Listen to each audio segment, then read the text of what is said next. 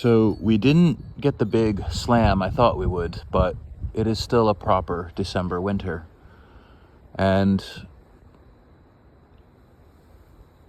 as first looks for my birthday go, I could certainly do worse.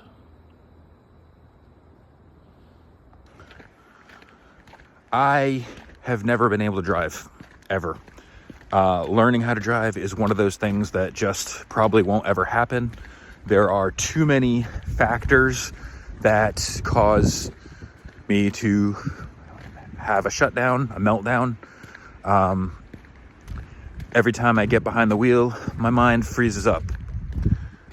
So, how did I get to school? How did I get to work? I walked. I have walked in way nastier conditions than this. I have walked farther than I have to walk now. My husband does have a car. He does have a driver's license. He recently got the ability to drive again after his stroke. And I could have woken him up and asked him to give me a ride, but I did not, because he needs his rest, and sometimes he only gets a handful of hours of sleep because of his other health conditions.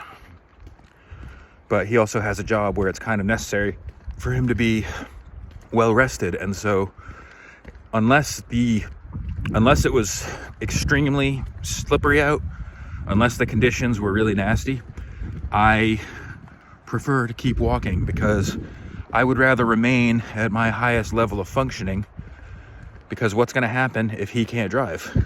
Again, there was a whole period of almost 2 months where he could not drive while he was recovering from the stroke. And so if I didn't walk, I would not have gotten to work. I would not have been able to pay the rent or pay my share of the bills. And these are things you do when you love somebody, when you live with them, when they are your family.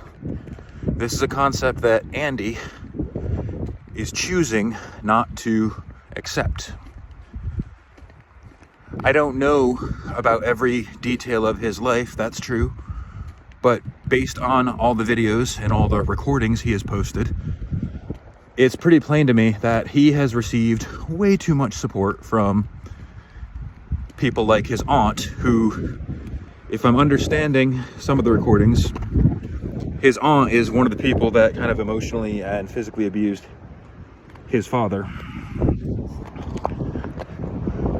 and basically enabled his behavior. So I might be wrongfully pointing the finger at his mother, even though I see a lot of enabling on her part too.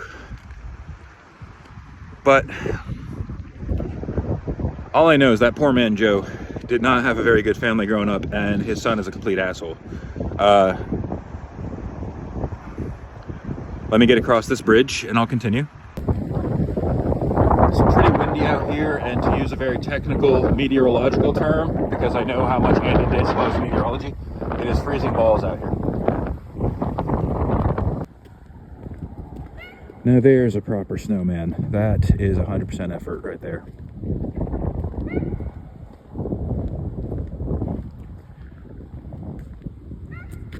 Oh, it's like he's got a little snowman mullet. Look at that. Oh, and the carrot nose. Oh, that is a classic snowman right there. That is adorable. Oh wait, no, that's not a mullet. I think that's like a windbreak. I don't know. But he's got the sticks for hands like that. That is a snowman. Bravo. All right, so you may notice I'm walking in the street, because even though the sidewalks look clear, I'm just not convinced that there isn't a patch of ice there somewhere. And I'm actually surprised they're as clear as they normally are. I'm actually surprised they are as clear as they are right now, because the further away from the center of town you get, the less they care about public safety. And the attitude towards pedestrians my whole life has pretty much been fuck pedestrians.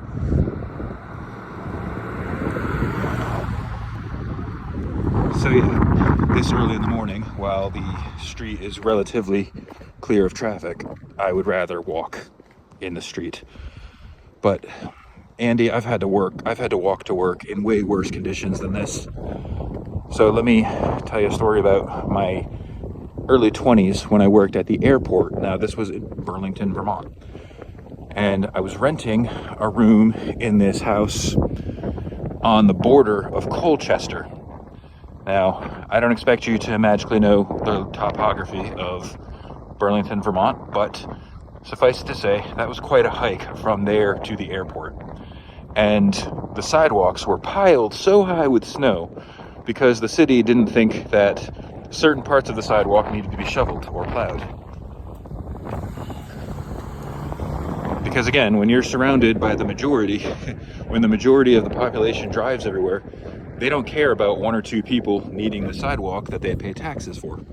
And so there was one time, so you had the snow piled super high, like just imagine way higher than this, okay? And I'm walking down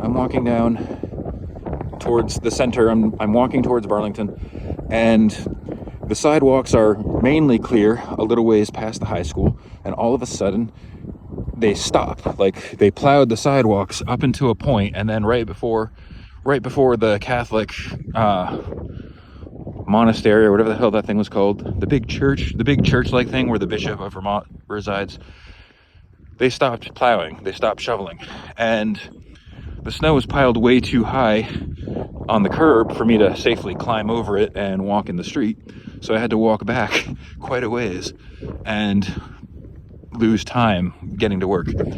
And that's not where it stops, because the further away from town you get, like walking towards the airport, they don't plow those sidewalks at all. And so I had to cross a bridge, a very busy bridge, like traffic literally, like cars literally probably no more than an inch away from my foot. And I had to walk in this narrow space between the sidewalk and this traffic to get across this bridge on my way to my job at the airport. And it was not fun. And before anybody asks, why didn't you take the bus?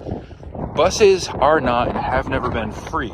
So at the time, I was counting pennies just to be able to pay rent and eat, which meant the bus was a luxury that I could not always afford. But I still got my ass to work every single night. I got myself to that airport, I cleaned those airplanes, and some nights I walked home in way worse weather than what you're seeing now. And you also have to remember, Burlington is next to Lake Champlain, which means that wind is far nastier than it is right now here in the mountain areas. And I'm not saying this is not an erotic massage. This is not an erotic massage.